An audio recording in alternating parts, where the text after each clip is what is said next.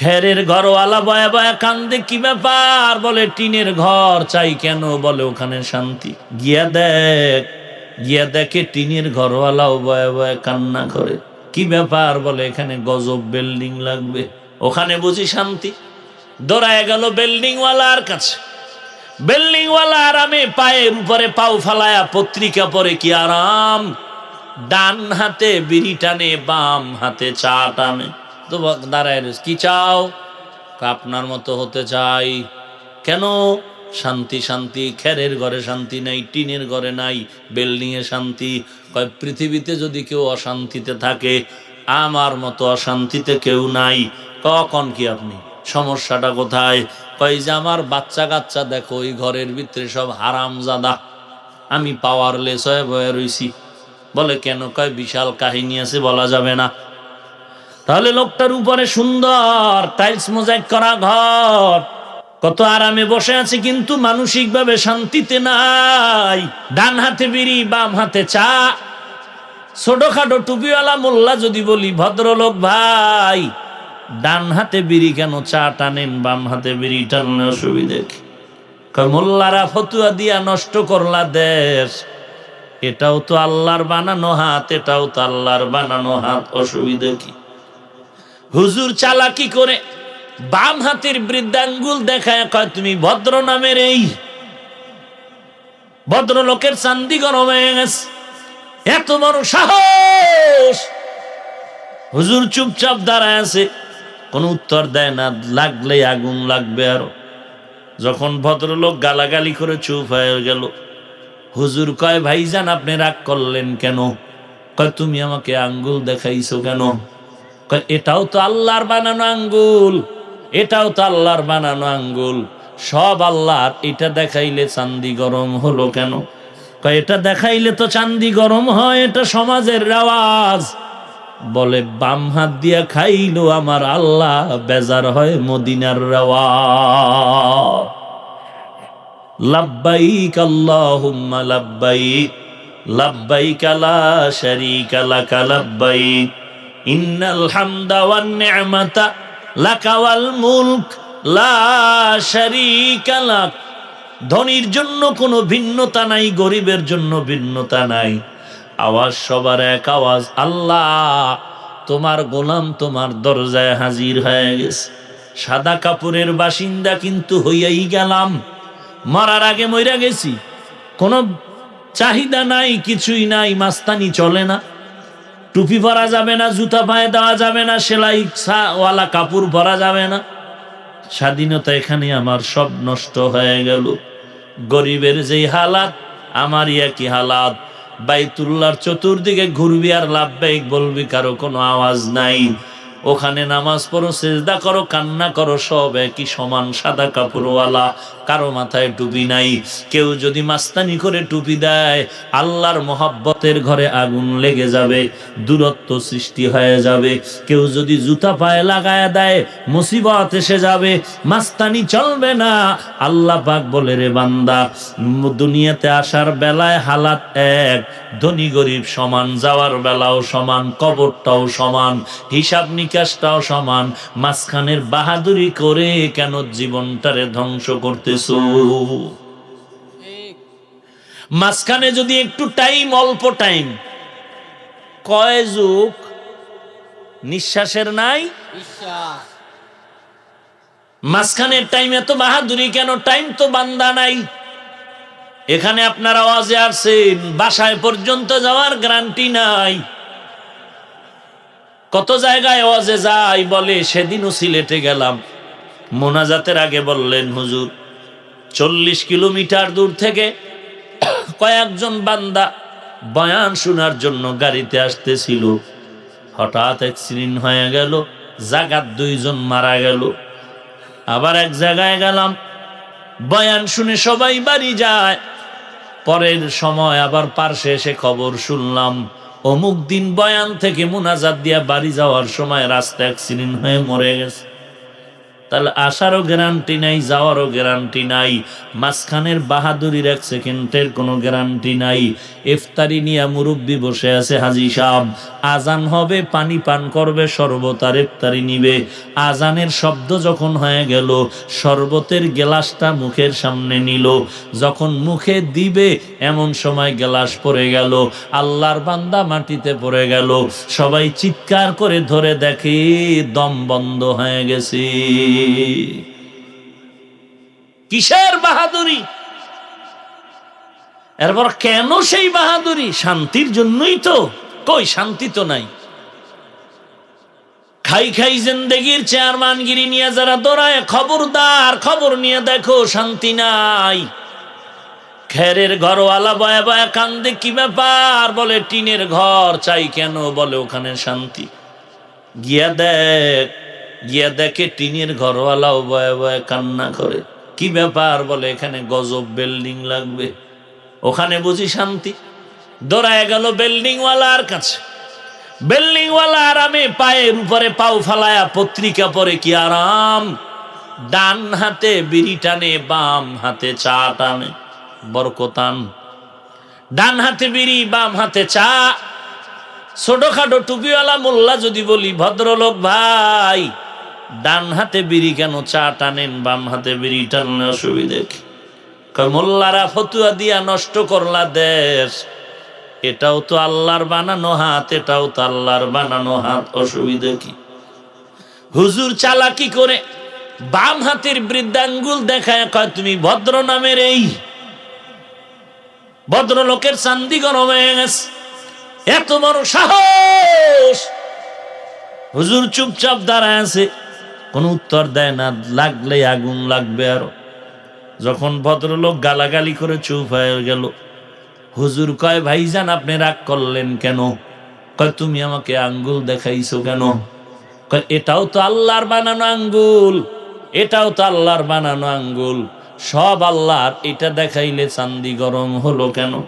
কয়, এটা দেখাইলে তো চান্দি গরম হয়, এটা সমাজের রেওয়াজ।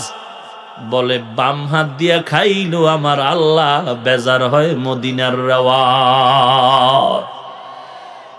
দুকু যাও সুন্নতে আহমদ কুজাবা মোহাম্মদ কৈবুয়াদ নিসবতরা কারে শয়তা মিকুনি নামত বলি গরওলি লানতাস্তায় বরওলি হামসুরাত হামসিরাতে মুস্তফা দর তামামি হালে উকুন ইত্তেবা।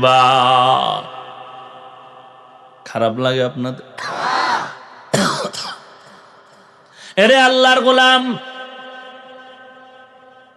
এরপরে মাস্তানি বাহাদুরি মাঝখানে এই সময়টুকু করে কিলাম, সার্টিফিকেটের জন্য দৌড়াই, টাকা দরকার, বাড়ি দরকার। কেন? বলে শান্তি, শান্তি, শান্তি। নামাজ পড়ে না কেন? কয় নামাজে কষ্ট, রোজায় কষ্ট, টুপিতে কষ্ট, দাড়িতে কষ্ট, কষ্ট। আমরা শান্তি চাই। এরে এলাকার মুসলমান, আপনারা নামাজ রোজা টুপিদারি বাদ দিয়া বলেন কত আরামে আছেন। আমরা টুপিদারি নামাজ রোজা ঠিক রেখে হালাল খাই, পর্দা করি, কোরআন পড়ি, বলেন আমরা কতটা অশান্তিতে আছি। আপনিও 3 বেলা খান, আমিও 3 বেলা খাই, নাকি 1 বেলা কম খাই? না না, তুলনামূলক ধাক্কা দিলে দেখবেন আরো 2 বেলা বেশি খাই। হুজুর গো খাওন তো একটু বেশি, সন্তান ঘরের ভিতরে, কথা কন না কেন?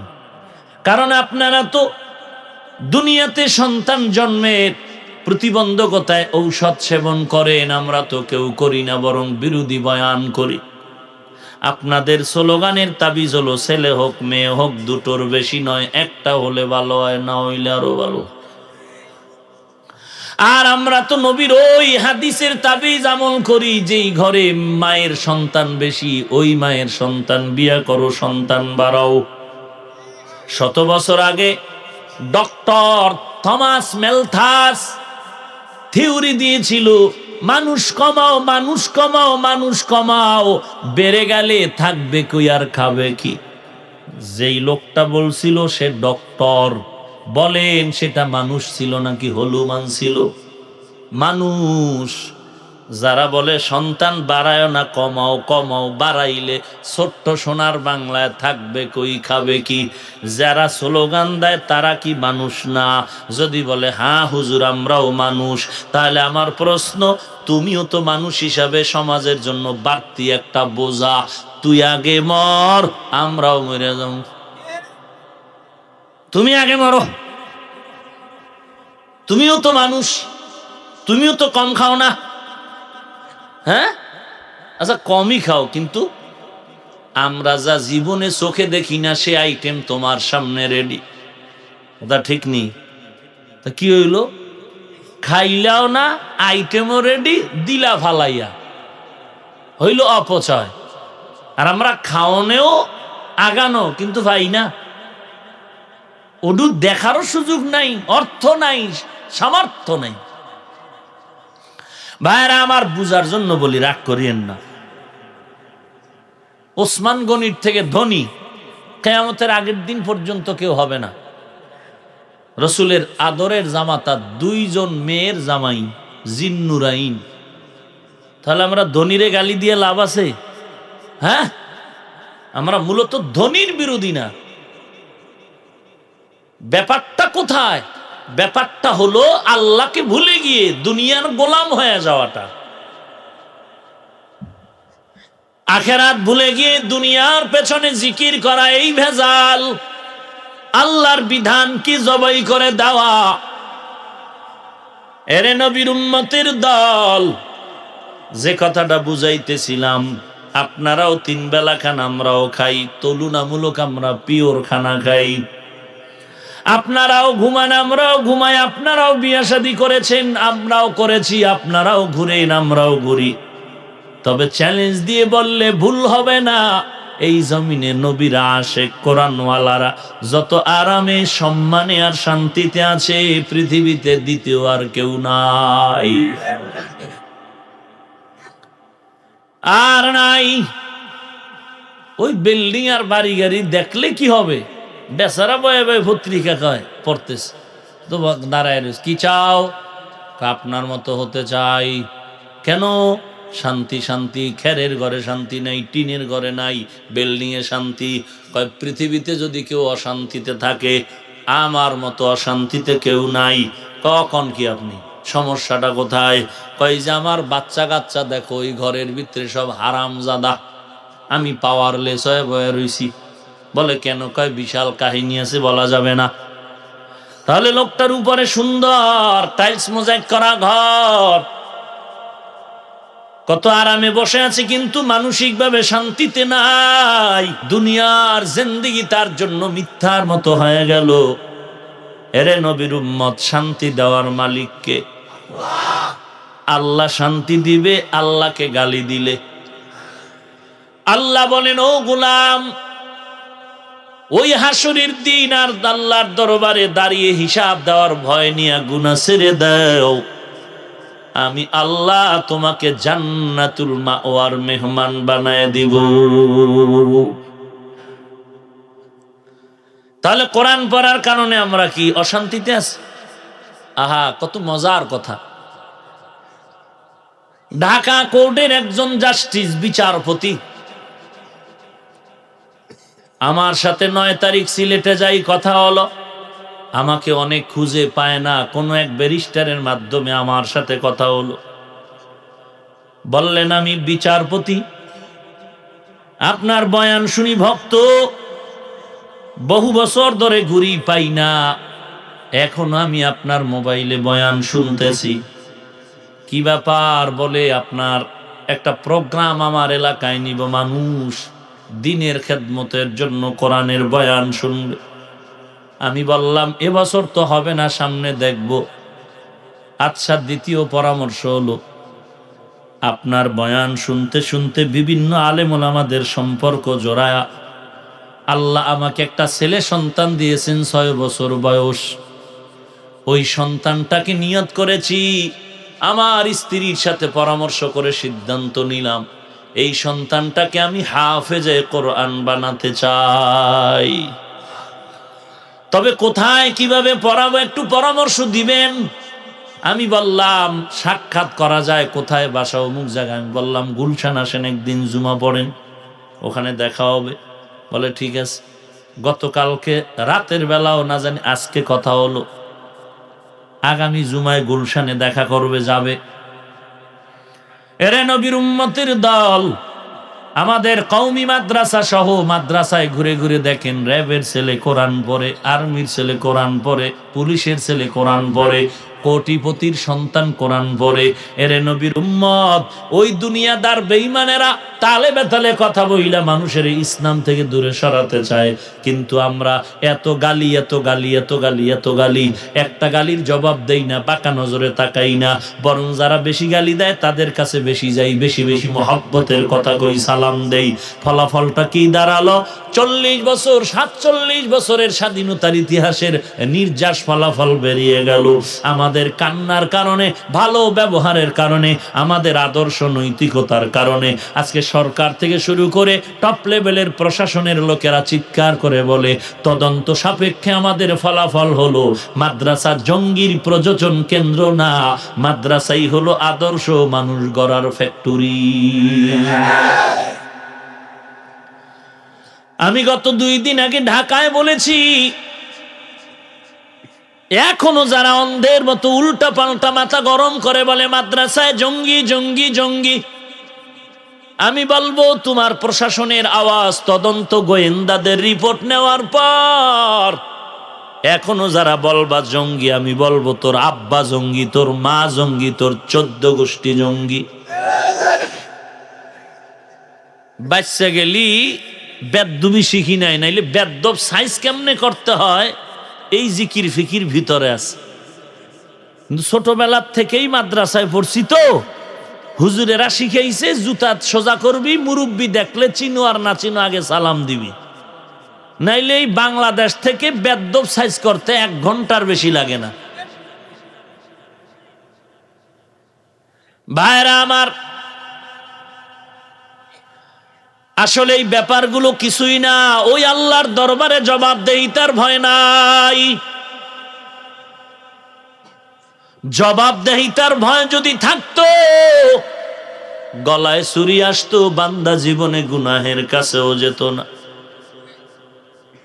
আপনারা যদি আমাকে ধৈর্যের সাথে একটু সময় দেন, আমি আর একটু সময় সামনে আগাতে চাই। জবাবদেহিতার ভয় অন্তরে ঢুকাও। বান্দা তুমি গোপনে যাই করো, দুনিয়ার লাইনেই তো তুমি এড়ায় যাইতে পারো না, আখেরাতে কেমনে পারবা? ওই যে রমাজানে ঘটনা শুনেছি আর ওয়াজে বলেছি, 5 বছর আগের এক বান্দা সেই জামালপুর এলাকায় গিয়া রাতের গভীর প্রেমের বন্ধনে আবদ্ধ হইয়া সুন্দরী কমলমতি এক মেয়েটারে, কোন এক প্যাচে পড়িয়া মেয়েটারে হত্যা করে জবাই করে জামালপুরের বিলের মাঝখানে ধান ক্ষেতের মাঝে ফালায় চলে আসলো। কোনো ক্যামেরা নাই, কোনো পাশে লোক নাই, কৌশল করে করে ওখানে মেয়েটারে ফালাইয়া 5 বছর পর্যন্ত বান্দার খবর নাই। 5 বছর পরে ধরা পড়লো গত বছর। সাউন্ড এরম করে কেন? 5 বছর পরে ধরা পড়ল। আদালতে যখন হাজির করা হয়, আদালতে হাজির করার পর আসামি ডাক দিয়া কয়, আসামি ডাক দিয়া বলে, স্যার আমার তো ফাঁসি হবে এটাই নিশ্চিত, কোনো সন্দেহ নাই, অবশ্যই আমার ফাঁসি হবে আমি জানি, কিন্তু আমার মনে একটা আফসোস হলো 5 বছর আগে অপরাধ করলাম, আপনারা কিভাবে টের পাইলেন এই 5 বছর পরে? ও আল্লাহর বান্দারা, বালিশে মাথা লাগায় একটু 1 মিনিট চিন্তা করো, আখেরাতের লাইনের হালাত তো আরো কঠিন। দুনিয়ার জমিনেই তাকায় দেখি, র‍্যাব দেখলেই স্যালিউট, পুলিশের স্যালিউট দেয়, এরপরও আবার দেখা যায় হাতের মধ্যে সেই পুলিশে হ্যান্ডকাপ লাগায়। কথা ঠিক নেই?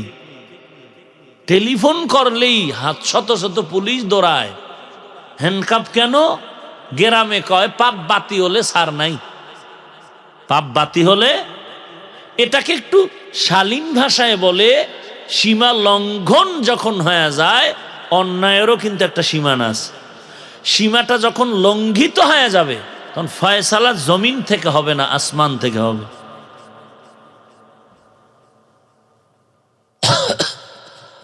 ভাইরা আমার, কথা বোঝা গেলেই তো হয়, বেশি সাউন্ড দরকার নাই, শুনতে থাকেন। এই সময় চিৎকার করলে সব নষ্ট হয়ে যাবে। আমি ফিনিশিংটা দিয়ে মোনাজাত দিয়ে দিব। অতএব আপনার কথায় কি আমি চলি? ভাইরা আমার,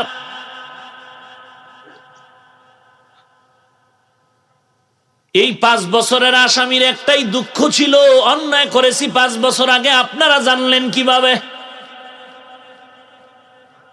দেখছেননি? সিসি ক্যামেরায় দিনে না ধরা পড়বে, রাতে রাখামও ধরা পড়বে। কি সিস্টেম! অন্ধকারের ক্যামেরা, অন্ধকারে সব ধরা পড়বে। দুনিয়ার মানুষ যদি এত অ্যাডভান্স হতে পারে, হাসরের দিনের অবস্থাটা আপনি অবিশ্বাস করেন কিভাবে? কোনো উপায় নাই।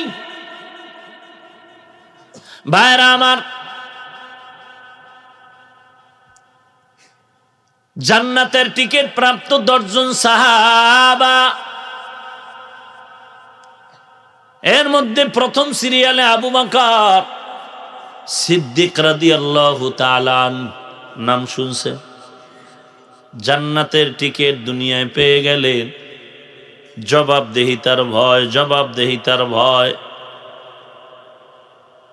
আজকে দুনিয়ার সবার মধ্যে যদি জবাবদেহিতার ভয়টা ঢুকে যায়, তাহলে কারো দ্বারা কোনোদিন কোনো অপরাধ হবে। দ্বিতীয় সিরিয়ালে হযরত ওমর জান্নাতের টিকিট পাইও হাসরের ময়দানের কাঠগড়ার অন্তরে বড় ভয়। আবু বকর সিদ্দিক রাদিয়াল্লাহু তাআলা আনহু নামাজ পড়ে রাতের বেলা নফল দাঁড়ায় দাঁড়ায় কান্না করে। নবীজি বলেন, হে আবু বকর, নামাজের মধ্যে কান্নার কারণ কি? বলে, কোরআনের একটা আয়াত আমারে কাঁদাইলো। কি সে আয়াত? হযরত আবু বকর তেলাওয়াত করে বললেন, ইন্নাল্লাহা আশতারা মিনাল মুমিনিনা আনফুসাহুম ওয়া আমওয়ালাহুম বিআন্না লাহুমুল জান্নাহ। অর্থ হলো, মুমিনের জান আর মাল আল্লাহ কিনে নিয়েছেন, বিনিময়ে মুমিনের জান্নাত দিয়েছেন। নবী বলেন, এটা তো খুশির খবর, কান্নার কি হলো? হযরত আবু বকর বলেন, ও পয়গম্বর, আপনি জানেন আমি ব্যবসা করি, কাপড়ের দোকান দেই, কাপড়ের ব্যবসা করি। বহুদিন আগে আমার দোকান থেকে একটা মহিলা কাপড় কিনে নিয়েছিল। মানিকগঞ্জের ব্যবসায়ী ভাই, আপনিও ব্যবসা করেন। নবীর সাহাবী জান্নাতের টিকিট প্রাপ্ত আবু বকরও ব্যবসা করে, কাপড়ের ব্যবসা। নবী, আমার দোকান থেকে একজন মহিলা বহুদিন আগে কাপড় নিয়েছিল, আজকে সকালবেলা দোকানে আসলো। দোকানে আসার পর কাপড় ফেরত দিয়ে বলে, আমার টাকাগুলো ফিরাইয়া দেন। আমি মহিলার কাপড় রেখে টাকাগুলো যখন ফিরাইয়া দিতেছি, আর বললাম, ও আম্মা জান, বহুদিন আগে আপনি কাপড় নিয়েছেন, এখন কেন আপনি কাপড়টা ফিরাইয়া টাকা নিয়ে যান? কারণটা জানতে পারি নাকি? বলে, হ্যাঁ।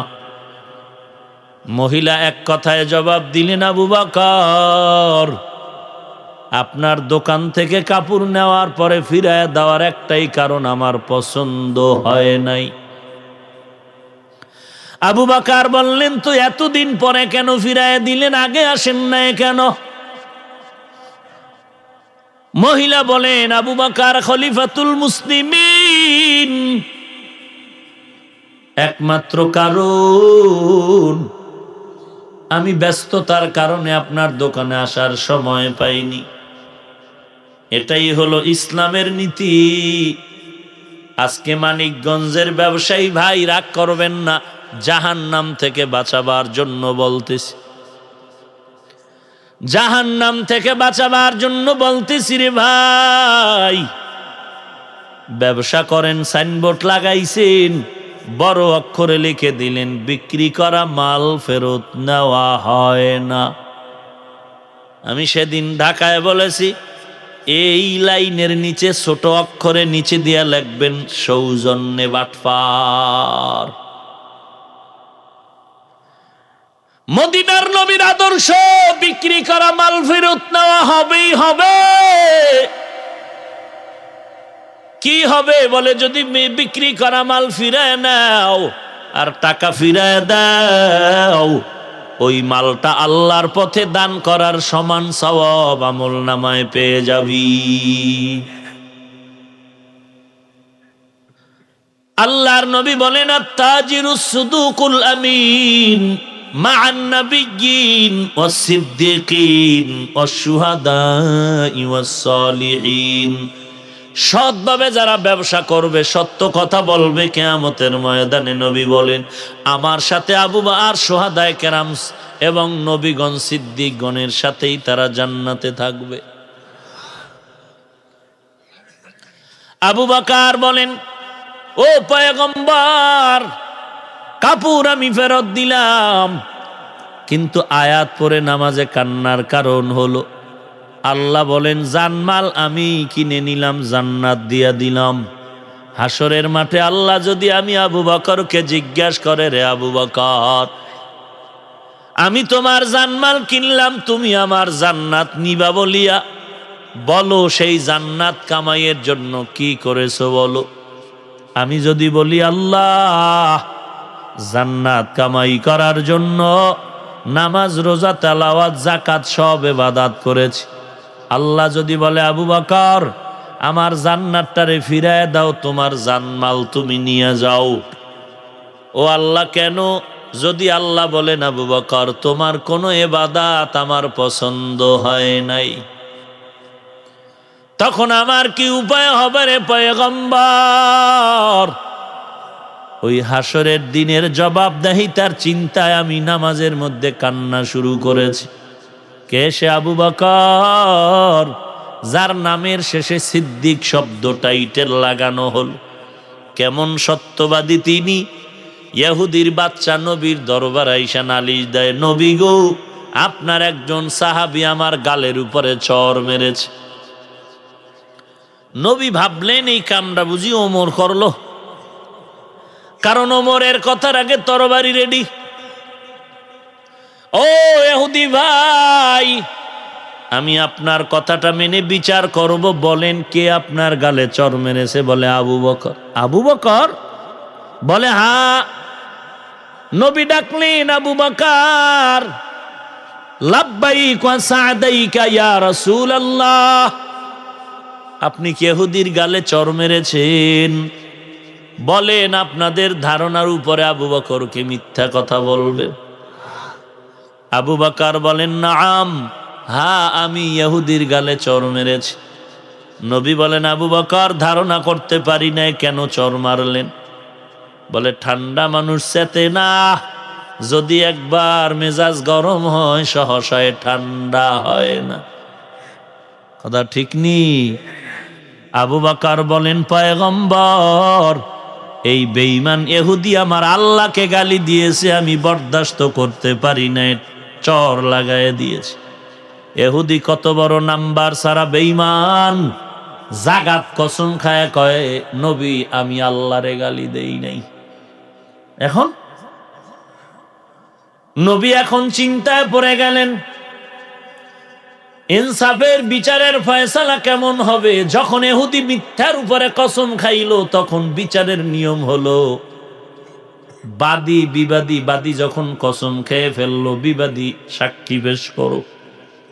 আবু বকর ইহুদি কসম খেয়েছে, তুমি সাক্ষীর ব্যবস্থা করো, তুমি সত্য না মিথ্যা। আবু বকর বলেন, পয়গম্বর, আমার পক্ষে কোনো সাক্ষী নাই।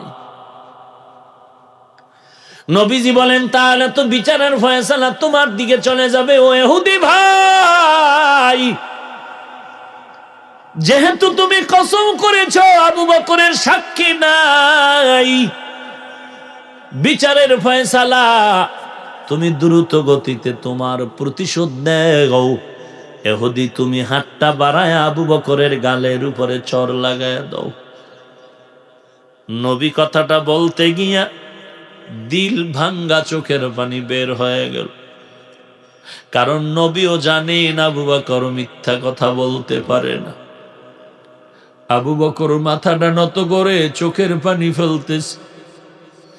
ও নবী, আমি সাক্ষী দিতে পারলাম না বিদায় ইহুদির নাপাক হাত আমার গালের উপরে লাগেন। নবীও টেনশন, ইহুদির নাপাক হাত আবু বকরের গালে লাগবে, সহ্য করা যায় না। আমার নবী যদি সইতে না পারে, আমার মাওলাও তো সহ্য করতে পারবেন না।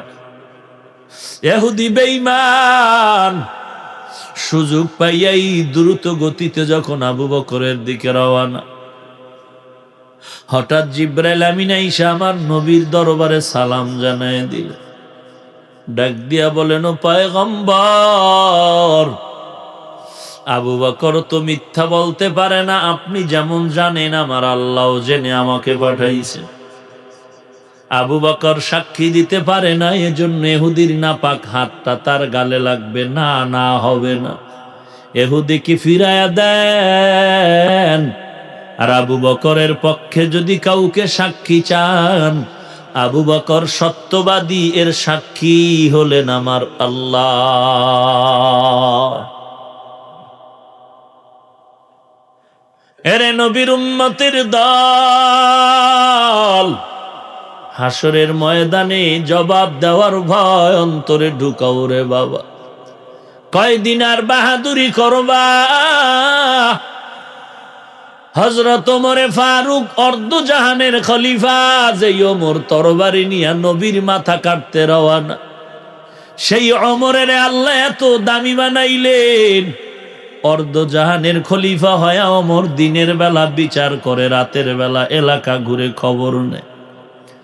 এক রাতে গিয়া দেখে জংলার পাশে ভাঙা ঘরের মধ্যে চুলোয় আগুন জ্বলতেছে। আগুন, ওই আগুন দেখিয়া ওমর পেছনে দাঁড়ায় দেখে মহিলা আগুন জ্বালাইতেছে, পায়ের কিনারায় ছোট ছোট বাচ্চাগুলো ঘুমিয়ে আছে। ঘুমের মধ্যখানে এক বাচ্চা উঠে বলে, ও মা, তুমি খানা দাও। মহিলা বলে, বাবা ঘুমাও, খানা রেডি হচ্ছে, খানা রেডি হচ্ছে। ওমর রাদিয়াল্লাহু আনহু বলেন, আমি দেখলাম, জিজ্ঞাসা করলাম সালাম দিয়া, আম্মা জান কি ব্যাপার? মহিলা বলে, ব্যাপার পরে, আমারে যদি আল্লাহ কখনো সুযোগ দেয়, দুনিয়ার আদালত না হয় আখেরাতে, আমি আল্লাহর কাছে ওমর নামের বান্দার ব্যাপারে বিচার দিব। কারণ ওমর নামের বান্দা নাকি আমগো দেশ চালায়, কিন্তু আমগো মুসিবতের খবর নেয় না। সুযোগ পাইলে আল্লাহর আদালতে বিচার দায়ের করব আমি।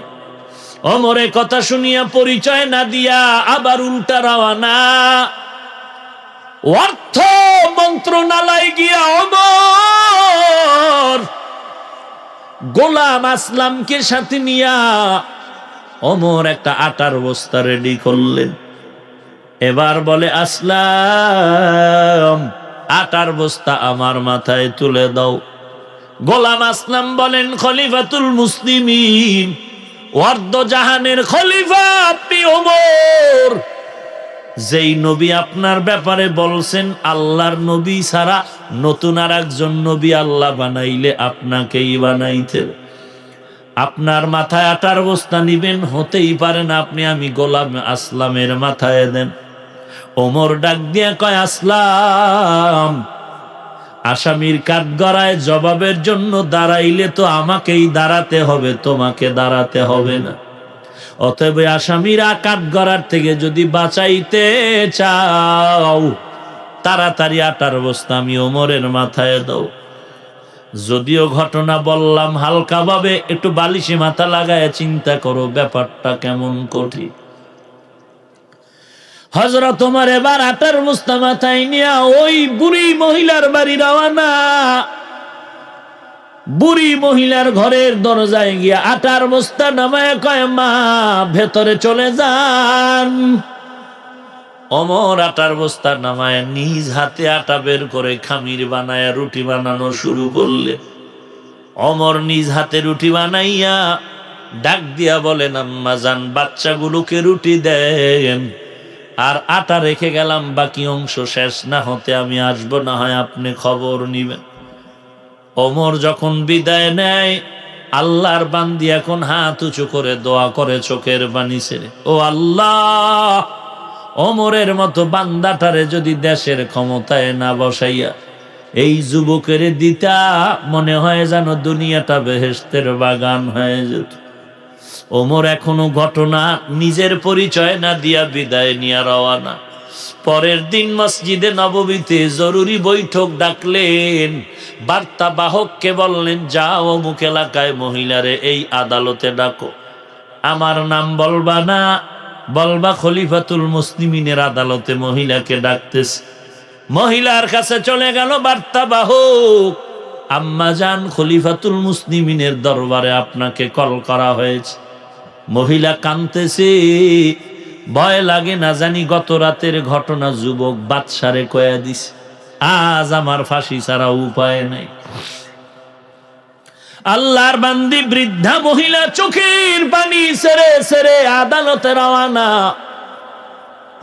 হঠাৎ খলিফাতুল মুসলিমিনের সিংহাসনের কিনারায় গিয়া তাকায়া দেখে, গত রাত যেই যুবক আটার বস্তা নিয়ে রাখলো সেই যুবক নাকি মসনদে বসা।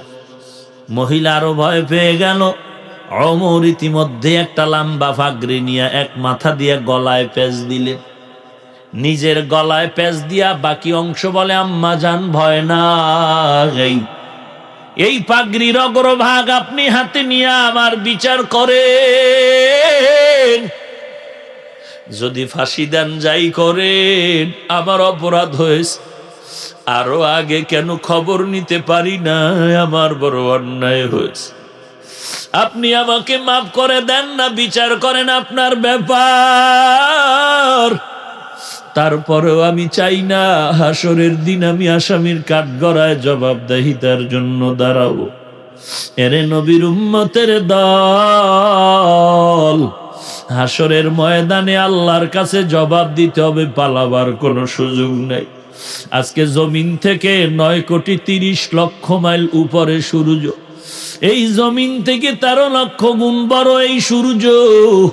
দিনের বেলা তাপ গরম লাগে, রাতের বেলা সূর্য নাই, তারপরেও কেন ঘাম আর গরম।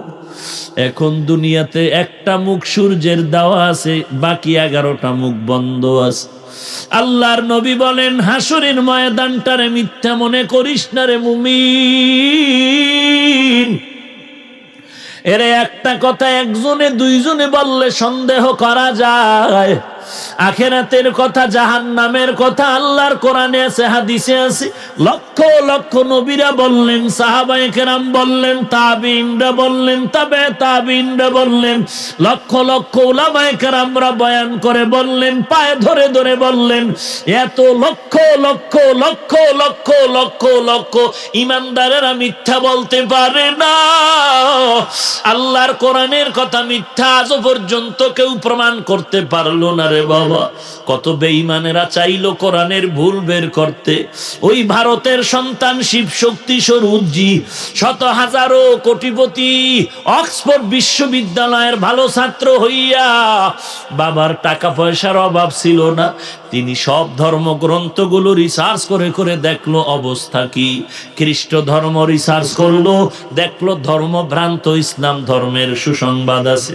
সর্বশেষ আল্লাহর কোরআন রিসার্চ করতে গিয়া দেখলো, তিনি একটা বই লেখলেন, আমি কেন মুসলমান হইলাম।